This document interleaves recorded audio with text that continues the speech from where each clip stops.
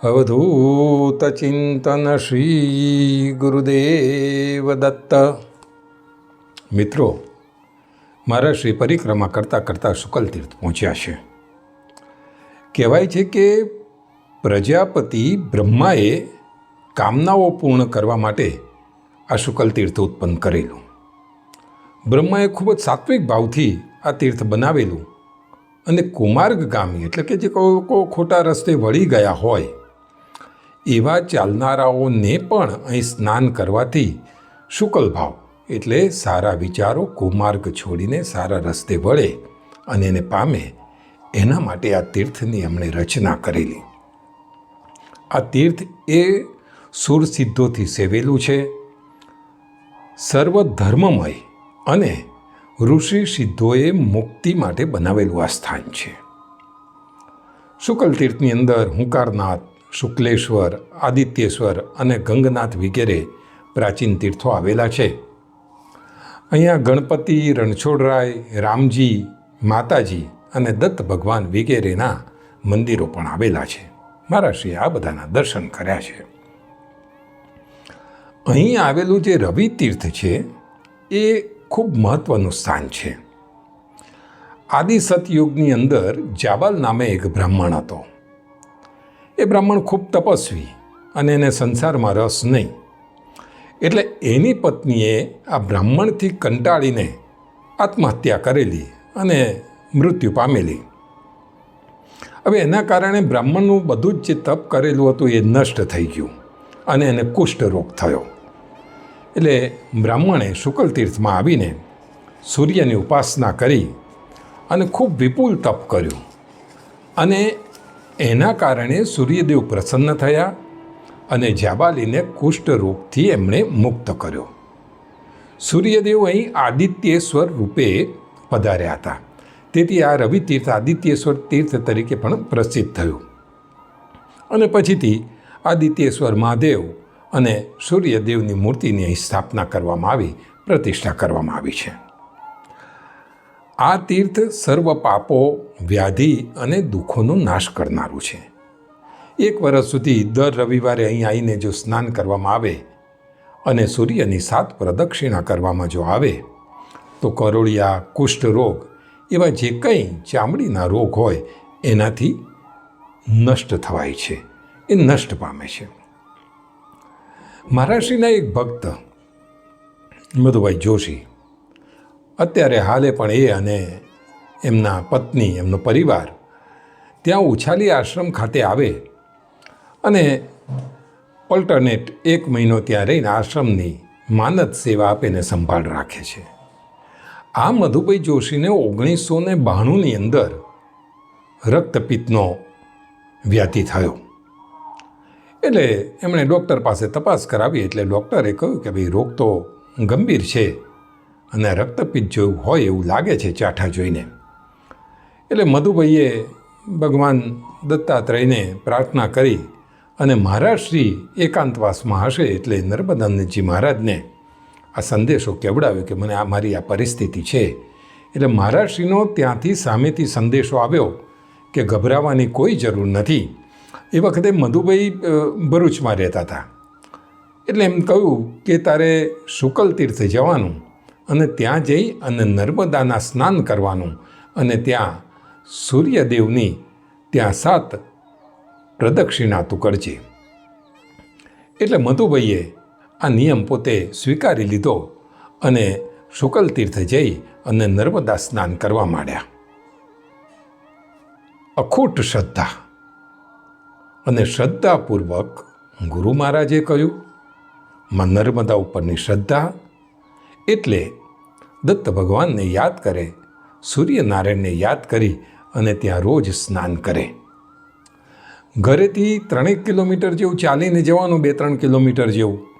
એટલે મધુભાઈ એમ કે મારે ચાલતો ચાલતો જ્યારે હું જઉં ત્યારે મારા પગ બહુ ભારે થઈ જાય, પણ નર્મદા સ્નાન કરીને જ્યારે પાછો આવું ત્યારે એકદમ શરીર હળવું ફૂલ થઈ ગયું હોય અને કેવી રીતે હું ચાલીને ઘરે આવું જરા પણ થાક પણ ન લાગે. અને આ નિત્યક્રમ કરતાં કરતાં એવો ચમત્કાર થયો કે એમને થયેલો જે શરૂ થયો તો રક્તપિત્તનો રોગ એ મટી ગયો અને આજના તબક્કે શરીર ઉપર જુઓ તો એક પણ ચાઠું કે એક પણ નિશાન આપણને જોવા મળે નહીં. આ કુદરતની શક્તિ, આ શ્રદ્ધા અને ભક્તિનું પરિણામ. આ સ્થાન ઉપર મારા શ્રી પહોંચ્યા છે. શુકલ તીર્થમાં મારા શ્રી ઠાકોરભાઈ પાઠકને ત્યાં રોકાયા છે. નર્મદા મૈયા તો એમના ઘરથી 2 માઇલ દૂર છે, પણ ઠાકોરભાઈના ઘર ઉપર ચડી અને 3જે માળ જાય એટલે 3જે માળથી ત્યાં નર્મદા મૈયાના દર્શન થાય છે. નર્મદા મૈયાની વચ્ચે એક બેટ આવેલો છે. નર્મદા મૈયાની ધારો એ 2 ભાગમાં વહેંચાઈ ગયેલી છે અને વચ્ચે આ બેટ આવેલો છે. એ બેટ એ જ કબીરવડ, અને કબીરવડના એમણે દર્શન કર્યા છે. દેવેન્દ્ર પંડ્યા પણ મહારાજશ્રી સાથે રોકાયા છે અને 2 દિવસનો મુકામ કરી અને મહારાજશ્રી ત્યાંથી આગળ જવા નીકળ્યા. એટલે આ તીર્થની અંદર હુંકાર સ્વામી ભગવાન વિષ્ણુ એમનો જ્યાં વાસ છે, એમના ભગવાનને યાદ કરીને એમને વંદન કરી અને મહારાજશ્રીએ પ્રાતઃ સ્મરામિ ભવભીતિ મહાર્તિનાશમ નારાયણં ગરુડવાહનમબ્જનાભં ગ્રાહાભિભૂતવરવારણમુક્તિહેતું ચક્રાયુધં તરુણવારિજપત્રનેત્રમ શ્લોકનું ગાન કર્યું છે અને આગળ જવા નીકળ્યા છે. આગળ મંગલેશ્વર પહોંચ્યા છે. અહીંયા શ્વેત વરાહ તીર્થ આવેલું છે. સફેદ આરસની વરાની અહીં મુખવાળી ભગવાનની ઊભી મૂર્તિનું ત્યાં દર્શન કર્યું છે. કહેવાય છે કે વરાહ રૂપે ભગવાન વિષ્ણુ નર્મદામાં સ્નાન કરીને અહીં શ્વેતપાણાને પામેલા, એટલે પોતે ગૌરવર્ણ થયેલા અને લોકોના અનુગ્રહ માટે અહીં રોકાયેલા. અહીં દેવ દર્શન કરવાથી સર્વ પાપથી મુક્તિ મળે છે. એ આ શ્વેતવરાહ તીર્થમાં મહારાજશ્રી પહોંચ્યા છે. ત્યાંથી આગળ જતાં જતાં નર્મદાના કિનારે વાડીઓ આવેલી છે. ઘટાદાર વૃક્ષ છે, લીલીછમ ધરતી છે, ખેતરો એકદમ લીલાછમ છે અને આંખોને અને શરીરને પણ જેમ ઠંડક મળે એવો સુંદર આ પ્રદેશ છે. અને ત્યાં અવધૂતની સ્તુતિ કરતાં કરતાં મહારાજશ્રી આગળ વધતા અંકોલ તીર્થ એટલે કે હાલનું જે નિકોરા ગામ આવ્યું છે ત્યાં પહોંચ્યા છે. કથા એવી છે કે પ્રાચીન કાળમાં નર્મદા કાંઠે અંકોલ વૃક્ષના મૂળમાં ભગવાન વરાહ ત્યાં પ્રાગટ્ય થયેલા. એમ કહેવાય છે કે ભગવાન વરાહ અહીં આવીને આ વૃક્ષની નીચે થોડી વાર એમણે વિશ્રાંતિ લીધી હતી. એટલે વરાહને મળવા માટે શિવજી પાર્વતી સહિત અહીં આવેલા અને શિવજી જ્યારે પધાર્યા ત્યારે બધા દેવર્ષિઓએ અહીંયા આવી અને પ્રથમ તો શિવજીની અહીં પૂજા કરેલી. અને આ શિવજીએ અંકોલ વૃક્ષને એ વખતે વરદાન આપી અને ત્યાં અંતર્ધાન થયેલા. વરાહ વિષ્ણુના અંશરૂપ એટલે વરાહ આ અંકોલના વૃક્ષ નીચે એમણે વાસ કરેલો, એટલે આ સ્થાનને અંકોલ તીર્થ અને શિવજી ત્યાં અંતર્ધ્યાન થયેલા એટલે અંકોલેશ્વર ત્યાં મહાદેવની સ્થાપના કરવામાં આવેલી અને હવે એ સ્થાન લિંકેશ્વર નામથી પ્રસિદ્ધ થયેલું છે. આ લિંકેશ્વર તીર્થ આવેલું છે. સુંદર સ્વચ્છ એકદમ સાદગીભર્યું આ મંદિર છે. ભગવાન દત્તાત્રેયની અહીં મૂર્તિ છે. હવે ગોધરામાં જેમનો આશ્રમ હતો એ હરિહરાનંદ એક મહંત થઈ ગયા. એ સંવત 1961માં કબીરવડ જવા માટે નીકળ્યા હતા, પણ આ સ્થાન ઉપર આવ્યા એટલે આ સ્થાન એમને ખૂબ ગમી ગયું એટલે આ સ્થાન ઉપર એ રોકાયા અને સંવત 1965માં એમણે અહીં દત્ત મંદિરની સ્થાપના કરેલી. પછી બન્યું એવું કે પૂર આવ્યું અને એની અંદર આ નર્મદા કાંઠો ધોવાઈ ગયો એટલે મંદિર ધ્વસ્ત થઈ ગયું, તૂટી ગયું. એટલે જૂના મંદિરની જગ્યાએ ત્યાં 1967માં નવું દત્ત મંદિર બનાવવામાં આવ્યું અને હાલ આ સ્થાન ઉપર શિવગીરી મહારાજ ત્યાં છે. દત્ત મહારાજના દર્શન કરીને મહારાજશ્રી ખૂબ જ આનંદ અનુભવે છે. દત્ત મહારાજની સુંદર મૂર્તિ જોઈ અને નારદજીની રચેલી સ્તોત્ર સ્તુતિ મહારાજશ્રીએ દત્ત ભગવાન આગળ બેસીને ગાય છે. जटाधरं पाण्डुरङ्गं शूलहस्तं कृपानिधिं सर्वरोगहरं देवं दत्तात्रेयमहं भजे.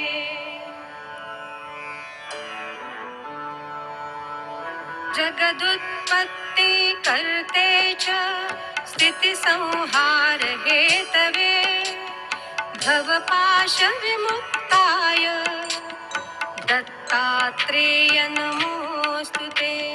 दत्तात्रेय नमोस्तुते.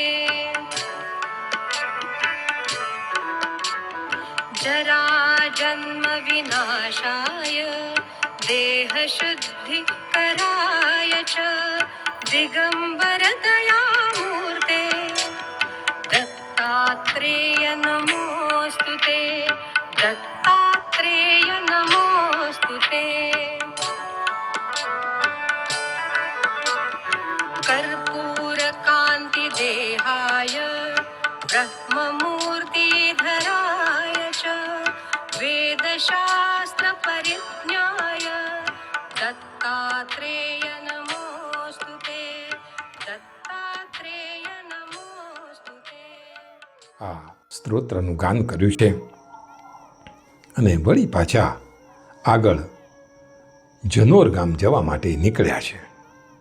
હવે વચ્ચે અંગારેશ્વર ગામ આવેલું છે. અહીં પ્રાચીન અંગારેશ્વર તીર્થ આવેલું છે. ગામ લોકો એને મંગલેશ્વર તીર્થ પણ કહે છે. કહેવાય છે કે મંગળે અહીં તપશ્ચર્યા કરીને મંગળને પોતાને નવગ્રહની અંદર પોતાનું સ્થાન મળે એટલે એમણે શિવજીની ઉપાસના કરેલી અને અંગારેશ્વર શિવજીની સ્થાપના કરેલી અને શિવજીના આશીર્વાદથી એમના વરદાનથી મંગળને નવગ્રહની અંદર પોતાનું સ્થાન મળેલું. આ તીર્થમાં ચોથ, મંગળવાર અને રવિવાર એ વિધિવત શિવજીની જો પૂજા કરવામાં આવે, દાન કરવામાં આવે તો શિવલોક પ્રાપ્ત થાય છે અને બીજા જન્મે રૂપ, ધન અને ભાગ્ય મળે છે.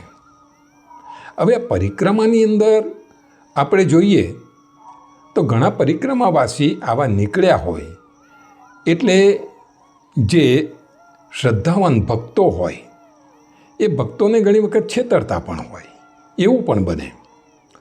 એટલે આ ગામની અંદર પરિક્રમા કરતાં કરતાં કોઈ સાધુ આવ્યો હશે એટલે ત્યાં ડેરા નાખી અને રોકાઈ ગયો છે અને એમ કે બધાને કે ભાઈ મારી પાસે તો બહુ જ્ઞાન છે, મેં તો ઘણી બધી સાધના કરી છે, એટલે તમારા ઘરમાં સોનાનો ચરુ ક્યાં દટાયેલો છે એ મને દેખાય છે, એટલે તમે આટલી મીઠાઈ લઈ આવો, આટલા મણ મીઠાઈ લઈ આવો, અહીં લોકોમાં વેચો, અહીં મારા ત્યાં મૂકી જાઓ તો હું તમને બતાવીશ કે તમને સોનાનો ચરુ ક્યાં છે અને એ તમને મળી આવશે.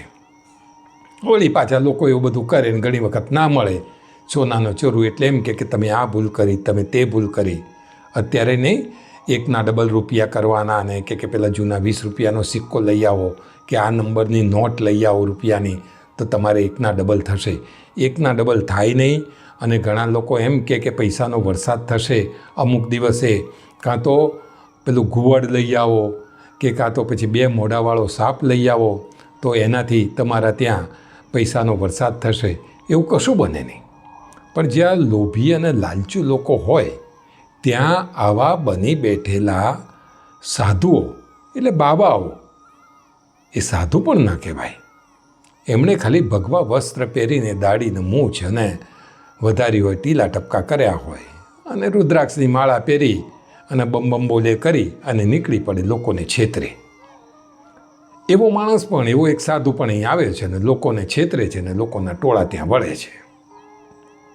આજે પણ આ પરિસ્થિતિ છે.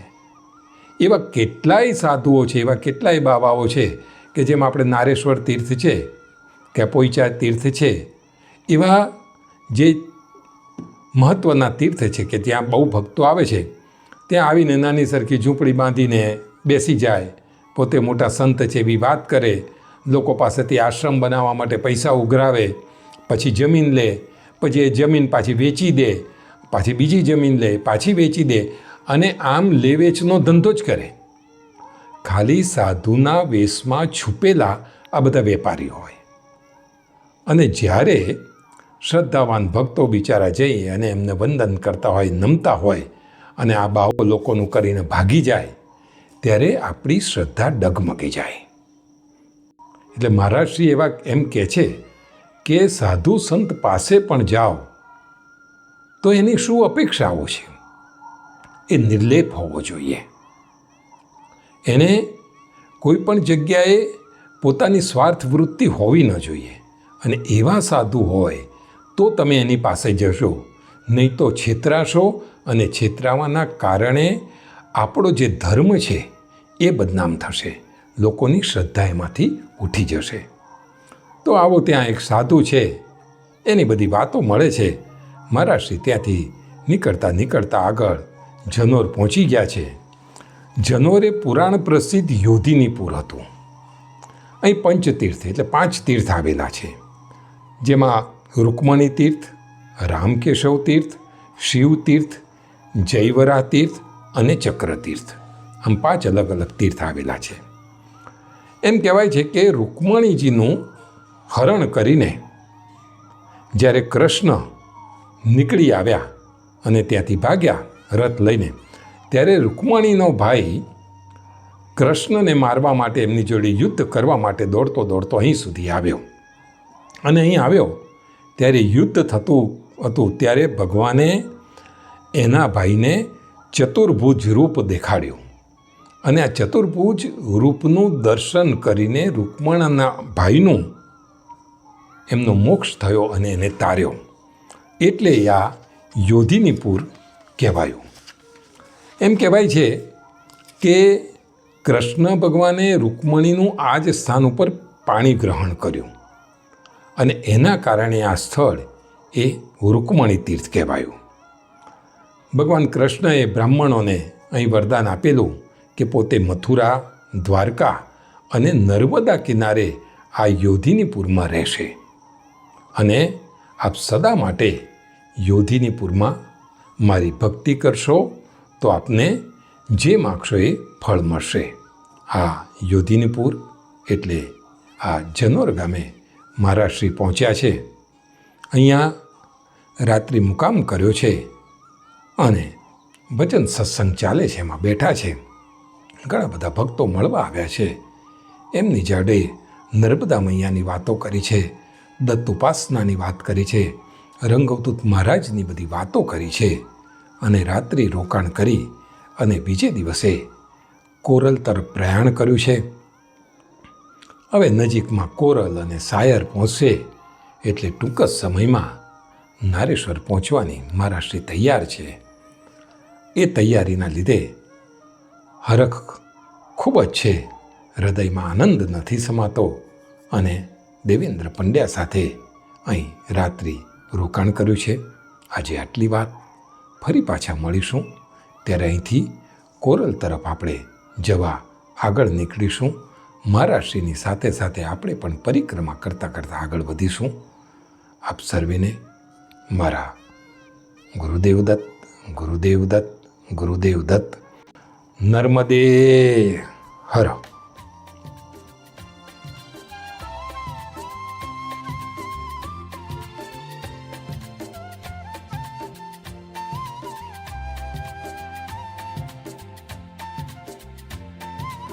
મિત્રો, ભગવાન દત્તાત્રેય અને એમના અંશ અવતાર એવા સંતો, યોગીઓની લીલાઓ રજૂ કરતી આ ચેનલને આપ લાઈક કરો, શેર કરો અને સબસ્ક્રાઈબ કરો. વધુમાં વધુ ભક્તો સુધી આપણી આ વાત પહોંચે એ માટે આપ બધાને જાગૃત કરો. બધાને મારા ગુરુદેવ દત્ત.